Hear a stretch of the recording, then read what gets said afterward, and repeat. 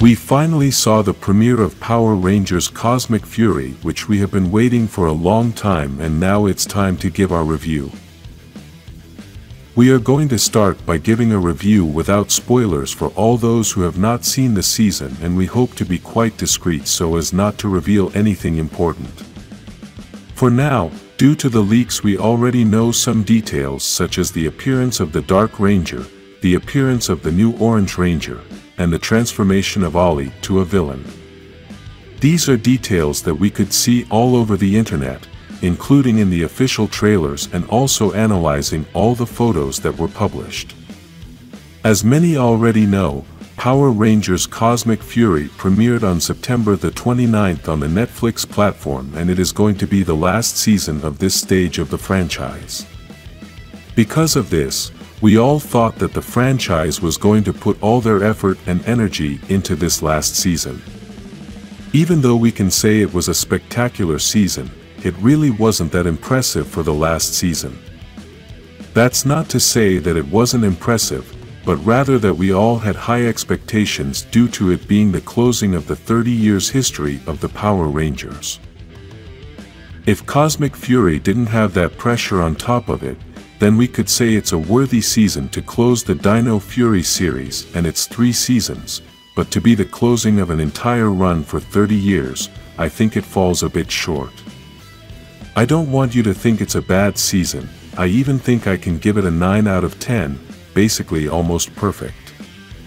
To be perfect, it only lacked a few things that perhaps could not be completed due to lack of budget or perhaps lack of time.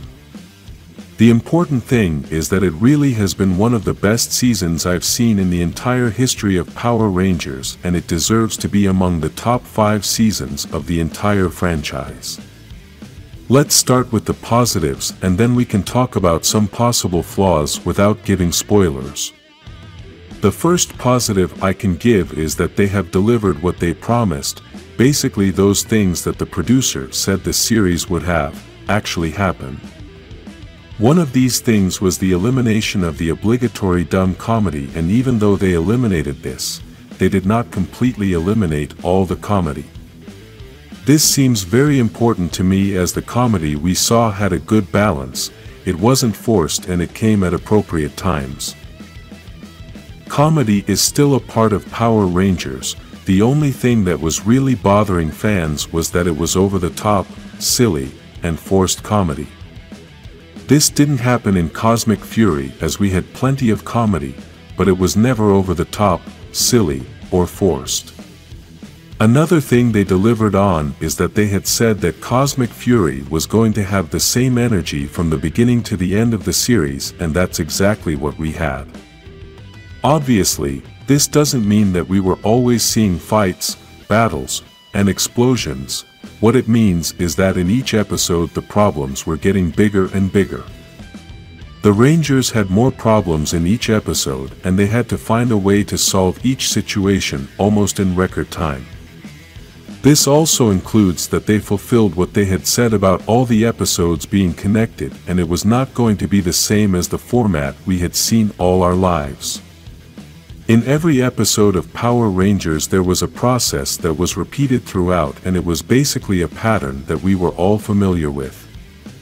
In Cosmic Fury we never saw that pattern. We never saw things being repetitive, and even though some things might happen several times in different episodes, it wasn't a pattern. Something important that the producer of Cosmic Fury had promised and delivered were the surprises we were going to see. After many images were leaked about some surprises of the season, the fans thought that possibly there were no more surprises to see, and the producer said that there were still some additional surprises. Honestly, I can assure you that the best surprises were not revealed, but the negative part is that they left all the best for last. We know there is always the phrase that the best is in the end, but for a season to be balanced they should have the best part spread throughout the season and not leave everything for the end. This does not mean that we could not see good things in the first episodes of the series, but unfortunately, many things were leaked. Then we had no surprises in the first episodes of the season. One very positive thing I must say is that the special effects were of a high level, and even though in Dino Fury we had already seen good effects, here they were possibly better.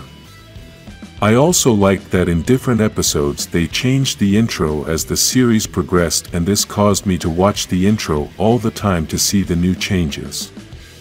We should also talk about the costumes, because even though many people made negative reviews about these new costumes, I always said that we had to wait to see them with all the effects finished on TV, and now we could see that we were right.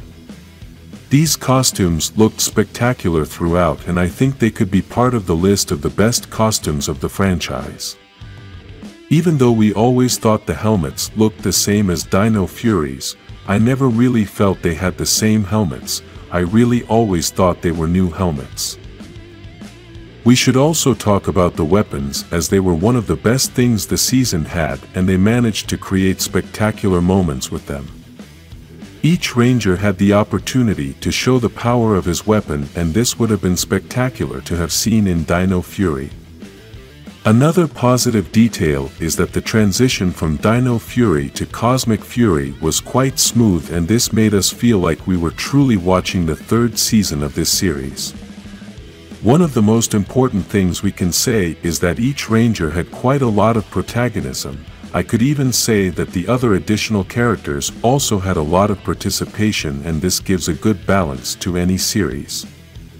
Despite all these positive things, this season was not perfect, and we must talk about the negative things. It is hard to talk about the negative points without giving spoilers, but we are going to try not to reveal anything about the series. The first negative point is that the best episodes are in the beginning and in the end of the series, which causes that the middle episodes didn't have so much energy. This is common in many projects, but in Cosmic Fury was very marked, since the season began with a lot of energy and then everything was declining, but in the end all that energy returned with more force. Another negative point were the Zords, since honestly there were so many Zords that sometimes we didn't know what was going on, and we couldn't feel that energy that we always feel at the moment of the Battle of the Giants. Even though we had said that the much participation of several characters was good, the negative part is that there are other characters that should not have had so much participation. It was good that these characters appeared, but their exaggerated participation was a bad use of time that could have been invested in other more important characters. The last negative thing we can say is that one of the villains was one of the worst we have seen in a long time, and we are not talking about his design, but his personality. For now, we can't say which villain it is, as we don't want to give you spoilers, but if you already watched the season, then go watch the video review with spoilers. Please don't write spoilers in the comments for all those who haven't seen the series yet. Like this video and subscribe to start a new stage in Power Rangers.